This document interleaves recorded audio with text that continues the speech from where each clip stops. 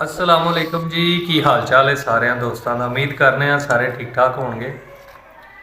तो गल अज करन जा रहे हैं कि मेहमान नवाजी किंज करी दी है। मेहमान नवाज यार किंज का होंदा है तुहानूं अज मैं दसन लगा।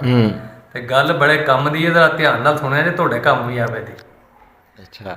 गल ये वे कि एक यार ना कोट दी छावें बैठे असी पिंड का मुंडा, वो ना बड़ा बेचारा सोचां च गुम सी। ਉਹਦਾ ਇੱਕ ਯਾਰ ਹੁੰਦਾ ਸੀ ਤੇ ਉਹ ਬਾਹਰ ਟੁਰ ਗਿਆ ਸੀ। ਉਹਨੂੰ ਨਾ ਉਸ ਯਾਰ ਦੀ ਬੜੀ ਯਾਦ ਆ ਰਹੀ ਸੀ। ਉਹ ਯਾਰ ਅਸੀਂ ਇੰਜ ਕਰਦੇ ਸਾਂ, ਉਹ ਕਰਦੇ ਸਾਂ, ਇਹ ਕਰਦੇ ਸਾਂ, ਉਹ ਕਰਦੇ ਸਾਂ। ਉਹਨੂੰ 7-8 ਸਾਲ ਹੋ ਗਏ ਹਨ ਬਾਹਰ ਗਏ ਆ। ਉਹ ਨਾ ਇਹਨਾਂ ਸੋਚਾਂ 'ਚ ਹੀ ਗੁੰਮ ਸੀ ਕਿ ਉਹ ਨਾ ਮਤਲਬ ਇਹ ਗੁੰਮ ਸੀ। ਥੱਲੇ ਧਿਆਨ ਉਹਨੇ ਕੀਤਾ, ਜਦੋਂ ਤਾਂ ਧਿਆਨ ਮਾਰਿਆ ਵਹਿੰਦਾ ਕੀ ਹੈ ਕਿ ਉਹ ਜਿਹਦੇ ਬਾਰੇ ਸੋਚਦਾ ਸੀ ਨਾ ਪਿਆ ਯਾਰ ਦੇ ਬਾਰੇ, ਉਹ ਅੱਗੋਂ ਲੱਗਾ ਹੁੰਦਾ। ਉਹਨੇ ਘਰ ਅੱਖਾਂ ਮਾਰ ਕੇ ਵੇਖਿਆ, ਉਹਨੇ ਆਖਿਆ ਉਹੀ ਬੰਦਾ। ਬਸ ਚਲੋ ਇੰਨੇ ਚਿਰ ਨੂੰ ਇਹਦੇ ਸੋਚ ਵਿਚਾਰ ਕਰਦਿਆਂ ਨੂੰ ਬੰਦਾ ਉਹਦੇ ਕੋਲ ਆ ਗਿਆ। ਉਹਨੇ ਆਖਿਆ ਜੀ ਅਸਲਾਮ ਅਲੈਕਮ। ਨਹੀਂ ਵੀ ਯਾਰ ਕੀ ਹਾਲ ਹੈ, ਠੀਕ ਠਾਕ ਹੈ? ਉਹਨੇ ਆਖਿਆ ਯਾਰ ਮੈਂ ਠੀਕ ਠਾਕ ਹਾਂ, ਮੈਂ ਹਾਪ ਤੇ ਨਹੀਂ ਪਿਆ ਵਹਿੰਦਾ। ਉਹਨੇ ਆਖਿਆ ਨਹੀਂ ਯਾਰ ਹਾਪ ਨਹੀਂ ਵਹਿੰਦਾ, ਮੈਂ ਆਪ ਆ ਗਿਆ ਵਾਂ। ਚਲੋ ਉਹ ਮਿਲੇ ਜੱਫਾ ਸ਼ੱਫਾ ਮਾਰ ਕੇ। ਉਹਨੇ ਆਖਿਆ ਯਾਰ ਮੈਂ ਤੈਨੂੰ ਯਕੀਨ ਮੰਨ, ਮੈਂ ਤੈਨੂੰ ਹੁਣ ਤਾਂ ਯਾਦ ਕਰਦਾ, ਤੇਰੀ ਬੜੀ ਲੰਮੀ ਉਮਰ ਹੈ। ਚਲੋ ਉਹਨੂੰ ਚਾਅ ਚੜ੍ਹ ਗਿਆ ਮੁੰਡੇ ਨੂੰ, ਜਿਹੜਾ ਉਹਦੇ ਬਾਰੇ ਸੋਚਦਾ ਸੀ ਪਿਆ। ਉਹਨੇ ਆਖਿਆ ਯਾਰ ਗੱਲ ਇਹ ਵੇ ਕਿ ਤੂੰ ਬੜੇ ਚਿਰ ਬਾਅਦ ਆਇਆ। ਉਹਨੇ ਆਪਣੇ ਮੁੰਡੇ ਨੂੰ ਬੁਲਾਇਆ। ਉਹਨੇ ਆਖਿਆ ਛੇਤੀ ਆ ਭਾਈ, ਚਾਚੂ ਆਏ, ਚਾਚੂ ਲਈ ਪਾਣੀ ਖਾਣੀ ਲੈ ਕੇ ਆ। ਉਹ ਦਸਤੀ ਉਹਦਾ ਮੁੰਡਾ ਆਇਆ ਭਾਜੀ।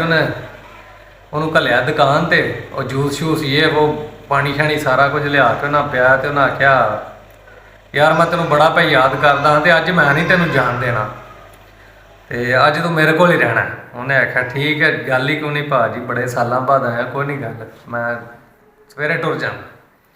ਉਹਨੇ ਆਖਿਆ ਠੀਕ ਹੈ।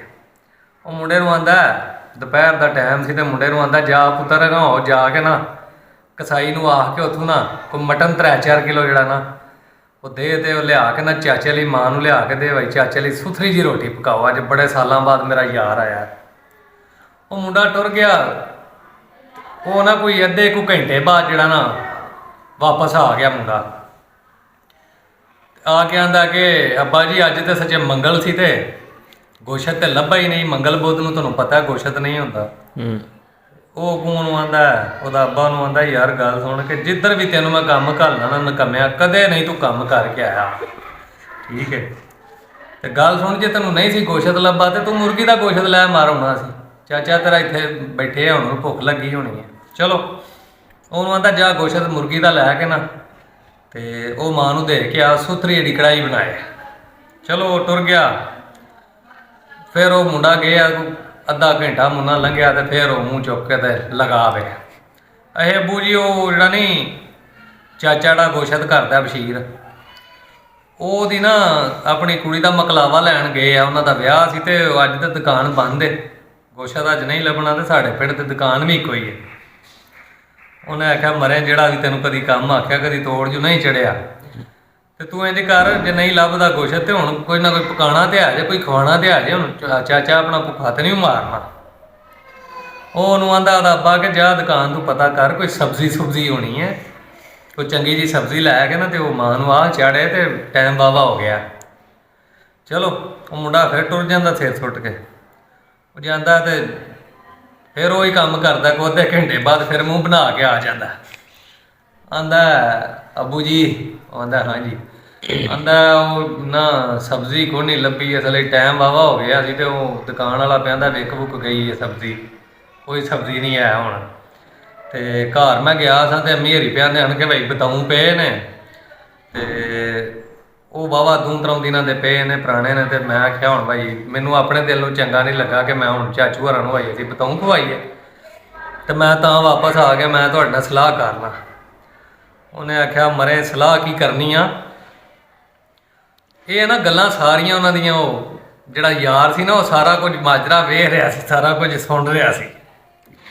ਅੱਛਾ ਉਹ ਉਹਨੂੰ ਆਂਦਾ ਕਿ ਯਾਰ ਚੱਲ ਇੰਝ ਕਰ, ਫਿਰ ਹੁਣ ਟਾਈਮ ਬੜਾ ਹੋ ਗਿਆ, ਤੂੰ ਸ਼ਾਮ ਪੈ ਗਈ, ਉਹਨੂੰ ਰੱਖਿਆ ਵੀ ਹੈ, ਤੇ ਤੂੰ ਇੰਝ ਕਰ ਜਾ ਕੇ ਨਾ ਮਾਂ ਨੂੰ ਆ ਕੋਈ ਦਾਲ ਚੌਲ ਬਣਾ ਲੈ, ਕੋਈ ਦਾਲ ਬਣਾ ਲੈ। ਹੁਣ ਪ੍ਰਾਹੁਣਾ ਤੇ ਉਹਨੂੰ ਭੁੱਖਿਆਂ ਤੇ ਨਹੀਂ ਮਾਰਨਾ ਜੇ ਗੋਸ਼ਤ ਨਹੀਂ ਲੱਭਾ ਤੇ। ਉਹ ਇਹ ਨਹੀਂ ਗੱਲ ਪੇ ਕਰਦੇ ਹੀ ਨੇ। ਤੇ ਉਹ ਜਿਹੜਾ ਯਾਰ ਸੀ ਨਾ ਉਹਦਾ ਬਾਹਰੋਂ ਆਏ ਆ, ਉਹ ਉੱਠ ਪਿਆ। ਉਹਨੇ ਆਖਿਆ ਗੱਲ ਸੁਣ ਯਾਰ, ਐ ਵੇਖ ਮੇਰੇ ਹੱਥਾਂ ਨੂੰ, ਦਾਲ ਤੂੰ ਥੱਲੇ ਨਹੀਂ ਹੋ ਜਾਣਾ ਹੁਣ। ਉਹ ਆਪ ਹੀ ਬੋਲ ਪਿਆ। ਉਹ ਤੇ ਗੱਲ ਇਹ ਤਾਂ ਕਿ ਭਾਈ ਇਹ ਪਤਾ ਉਹਨੂੰ ਇਹ ਸੀ ਕਿ ਇਹ ਨਾ ਕੇ ਕੋਣ ਦਾਲ ਦਾ ਆਖਣ ਜਾਏ ਤੇ ਉਹ ਆਖੇ ਦਾਲ ਕੋਈ ਨਹੀਂ ਲੱਭੀ ਤੇ ਅਗਲੇ ਫਿਰ ਚਟਨੀ ਬਣਾਉਣੀ ਪੈ ਜੇ।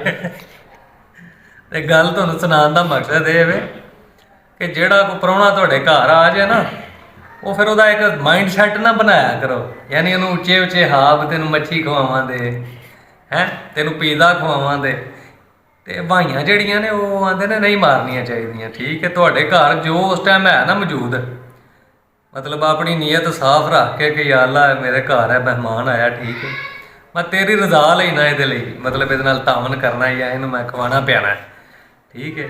ਤੇ ਆਹ ਜਿਹੜੀ ਬੰਦੇ ਨੂੰ ਲਾਣੀ ਹੁੰਦੀ ਹੈ ਨਾ ਲਾਰ, ਇਹ ਬੜੀ ਭੈੜੀ ਗੱਲ ਹੈ। ਹੁਣ ਉਹ ਵਿਚਾਰਾ ਆਇਆ ਸੀ ਇੰਨਾ ਚਿਰ ਬਾਹਰੋਂ, ਉਹਨੂੰ ਮਟਨ ਦੇ ਹਾਬ ਬਹਾ ਕੇ ਫਿਰ ਕੁਕੜੀ ਤੇ ਲਿਆਂਦਾ, ਕੁਕੜੀ ਤੋਂ ਸਬਜ਼ੀ ਤੇ ਸਬਜ਼ੀ ਤੋਂ ਡਾਇਰੈਕਟ ਦਾਲ ਤੇ ਇੰਨੇ ਚਿਰ ਨੂੰ ਵਿਚਾਰਾ ਆਪ ਹੀ ਖੜਾ ਹੋ ਗਿਆ। ਉਹਨੇ ਆਖਿਆ ਗੱਲ ਸੁਣੋ ਦੋਵੇਂ ਪਿਓ ਪੁੱਤਰ, ਮੈਨੂੰ ਦਿਓ ਮਾਫੀ, ਹੁਣ ਦਾਲ ਤੋਂ ਥੱਲੇ ਨਹੀਂ ਜੇ ਜਾਣਾ, ਠੀਕ ਹੈ। ਤੇ ਗੱਲ ਸੁਣਾਉਣ ਦਾ ਮਕਸਦ ਸਿਰਫ ਇਹ ਹੀ ਸੀ, ਤੁਹਾਨੂੰ ਸਮਝਾ ਦਿੱਤਾ ਕਿ ਭਾਈ ਜੇ ਕੋਈ ਮਹਿਮਾਨ ਆ ਜਾਏ ਨਾ ਤੇ ਉਹਦੇ ਨਾਲ ਹੁਸਨ ਸਲੂਕ ਕਰਿਆ ਕਰੋ। ਤੇ ਭਾਵੇਂ ਦਾਲ ਹੋਵੇ ਨਾ ਘਰ, ਉਹਨੂੰ ਦਾਲ ਪਹਿਲਾਂ ਪਕਾ ਕੇ ਦੇ ਦਿਆ ਕਰੋ, ਬਜਾਏ ਉਹਨੂੰ ਆ ਪੋਟਾਂ ਕਲੇਜੀਆਂ ਲੈ ਆ ਤੇ ਗੁਰਦੇ ਦਾ ਲੈ ਆ ਹੈ।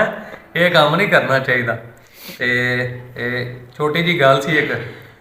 ਤੇ ਬਾਕੀ ਜੁਗਨੀ ਇਨਸ਼ਾਅੱਲਾ ਸਾਡਾ ਹੋ ਚੱਲਾ ਵੇਲਾ, ਦਿਹਾੜੀ ਅੱਧੀ ਹੈ ਵੇ, ਕੰਮ ਜਿਹੜਾ ਖਤਮ ਹੋ ਜਾਣਾ, ਉਸ ਤੋਂ ਬਾਅਦ ਫਿਰ ਵੀਡੀਓ ਬਣਾਉਣ ਦੀ ਡਿਊਟੀ ਉਹਦੀ ਹੈ।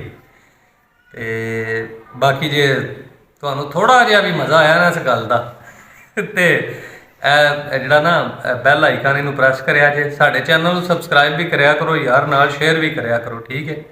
ਤੇ ਇਨਸ਼ਾਅੱਲਾ ਫਿਰ ਚਲੋ ਇੱਕ ਕੋਈ ਮੋਟੀਵੇਸ਼ਨ ਦੀ ਕੋਈ ਵੀਡੀਓ ਲੈ ਕੇ ਤੁਹਾਡੇ ਲਈ, ਕੋਈ ਫਨੀ ਜਿਹੜੀ ਹੈ ਜਾਂ ਜਿਹਦੇ 'ਚ ਕੋਈ ਅੱਛੀ ਗੱਲ ਹੋਵੇ ਤੁਹਾਡੇ ਲਈ ਲੈ ਕੇ ਇਨਸ਼ਾਅੱਲਾ ਹਾਜ਼ਰ ਹੋਵਾਂਗੇ।